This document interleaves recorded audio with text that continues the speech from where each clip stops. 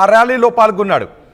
పాకిస్తాన్ మంత్రులు, ఆర్మీ, ఉగ్రవాద నాయకులు ప్రసంగాలు, మంత్రుల మాటలు చూస్తూ ఉంటే పాకిస్తాన్ మరో దాడికి ప్లాన్ చేసింది అనే అనుమానం ప్రస్తుతం కలుగుతూ ఉంది. పాకిస్తాన్లో ప్రస్తుతం అలాంటి సంకేతాలే పాకిస్తాన్ ఇస్తూ ఉంది.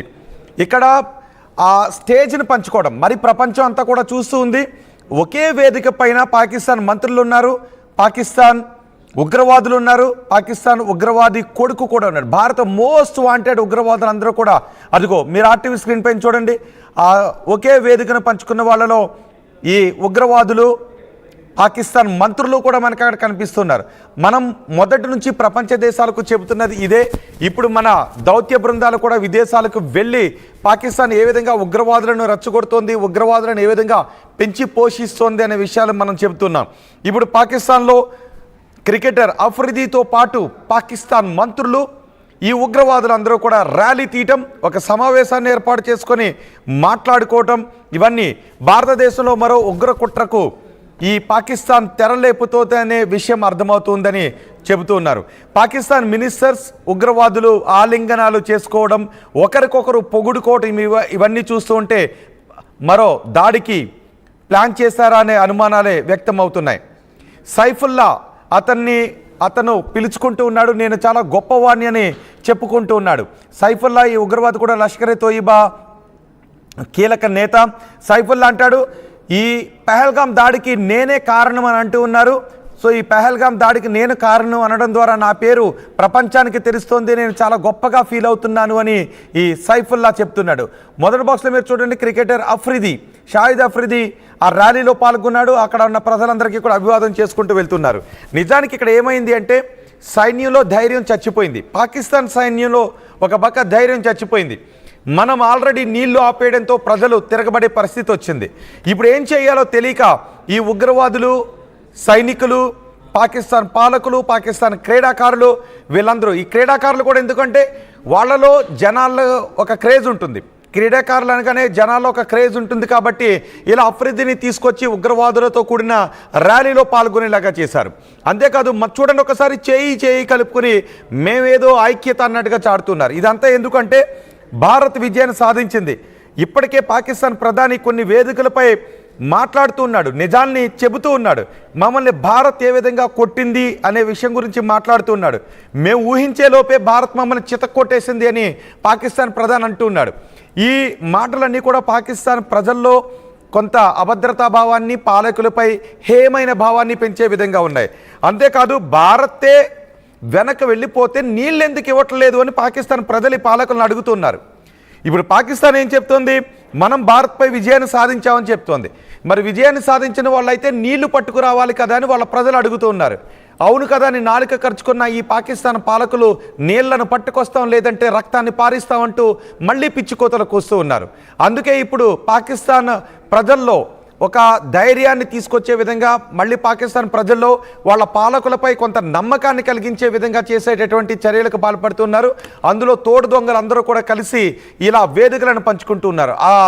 ఆ వేదికపై పంచుకున్న దొంగల్లో పాకిస్తాన్ పాలకులు ఉన్నారు, పాకిస్తాన్ ఉగ్రవాదులు ఉన్నారు, పాకిస్తాన్ క్రీడాకారులు ఉన్నారు.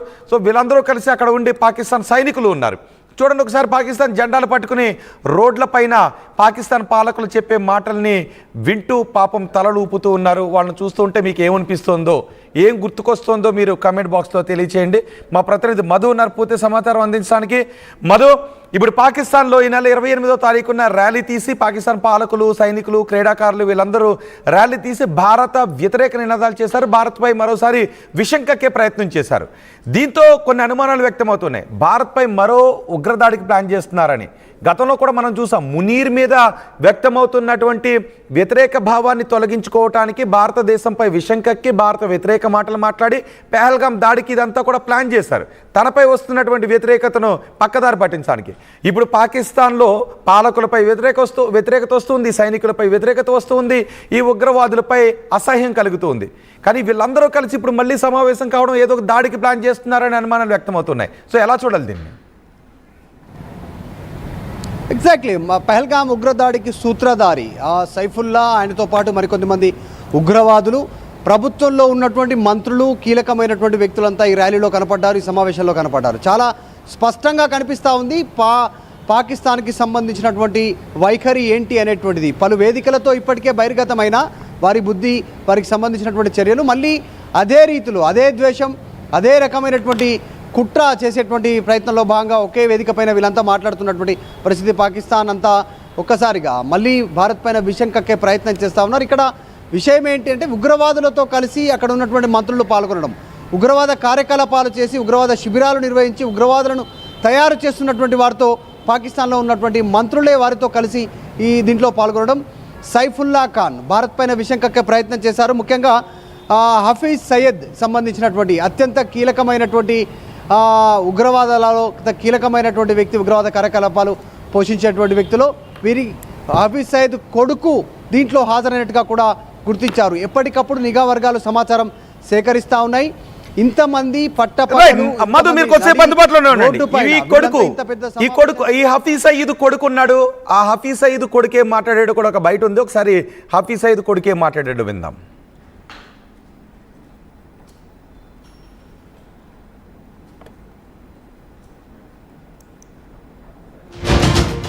मेरे मोहतरम भाइयों, आज का आने वाला 28 मई ये बुनियान मरसूस के साथ आया है।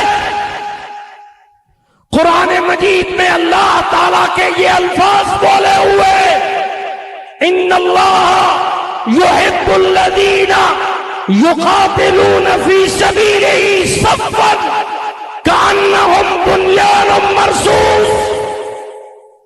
अल्लाह ताला उन लोगों से मोहब्बत करता है, प्यार करता है। अल्लाह की रहमत, नुसरत, गलबे उन लोगों के साथ है युक़ातिलून फी सबीलिही, जो अल्लाह के रास्ते में जिहाद और क़िताल करते हैं।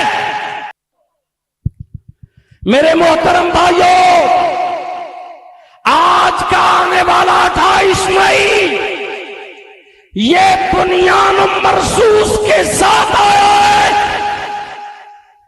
कुरान मजीद में अल्लाह ताला के ये अल्फाज बोले हुए, इन्नल्लाह युहिब्बुल्लज़ीना युक़ातिलून फी सबीलिही सफ़्फ़न कअन्नहुम बुनियानुम मरसूस।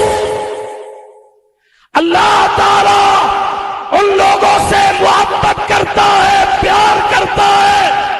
अल्लाह की रहमत, नुसरत, गलबे उन लोगों के साथ है युक़ातिलून फी सबीलिही, जो अल्लाह के रास्ते में जिहाद और क़िताल करते हैं।